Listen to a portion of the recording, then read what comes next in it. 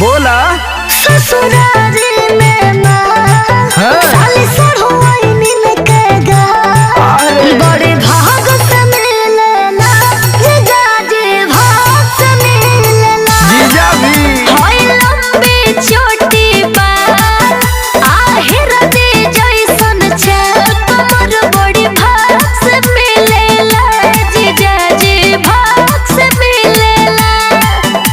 अभी तो जीजाजी गांव के हमार सब सखी सहेली मिलल चाहते और अब जाए फौहाल है।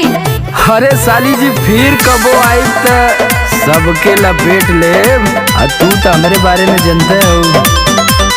तोहरे लजी जहाँ खुला बा खाला फिरी रसगुल्ला बुझत है अब तोरो व्यवस्था करे के हुई। हो गई लू सया बोलिया छू